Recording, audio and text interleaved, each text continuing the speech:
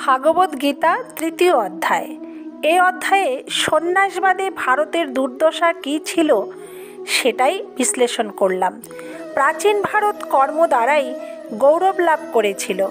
শিক্ষা, সভ্যতায়, শিল্প, সাহিত্যে, শৌর্য, বীর্যে জগতে শীর্ষস্থান অধিকার করেছিল। সেই ভারতবাসীগণ আজ অলস, অকর্মা, বাক্য বাগীশ বলে জগতে উপহাস্যাস্পদ।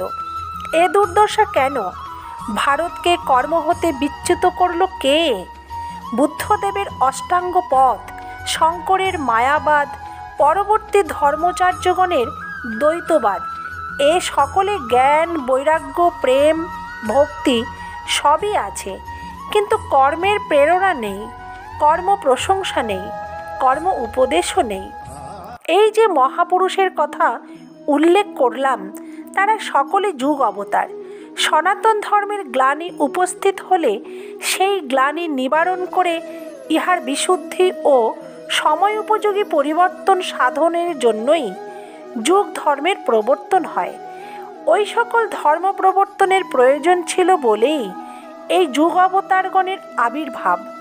তাহারা কখনো অনধিকারীকে সোহং জ্ঞান উপদেশ দেননি, কিন্তু কালের গতিতে যুগ ধর্মেরও ব্যভিচার হয়। লোকে ইহার প্রকৃত মর্ম গ্রহণ করতে না পেরে নানারূপ উপধর্মের সৃষ্টি করে, ইহাতেই কুফল ঘটে। কর্ম করে কে? প্রকৃতি। প্রকৃতি কি? সাংখ্যমতে জগতের অপরিচ্ছিন্ন নির্বিশেষ মূল উপাদানই হল প্রকৃতি। বেদান্ত মতে পরব্রহ্মের মায়া শক্তি বা সৃষ্টি শক্তিই হল প্রকৃতি। এই প্রকৃতি ত্রৈগুণ্যময়ী। সত্য, রজ, তম এই ত্রিগুণের সাম্য অবস্থাই প্রকৃতি। প্রকৃতির পরিণামই এই বিচিত্র জগৎ। মন, বুদ্ধি, দেহেন্দ্রিয়াদি প্রকৃতিরই পরিণাম। বিষয়ের সঙ্গে মন, বুদ্ধি, ইন্দ্রিয়াদির সংযোগেই কর্মের উৎপত্তি হয়। কর্ম প্রকৃতির দ্বারাই সম্পন্ন হয়। যিনি আত্মাকে প্রকৃতি হতে পৃথক বলে জানেন তিনি তত্ত্ববিদ। তিনি জানেন আমি কিছুই করি না। যিনি প্রকৃতিকেই আত্মা বলে মনে করেন তিনি মূঢ়, অর্থাৎ নির্বোধ।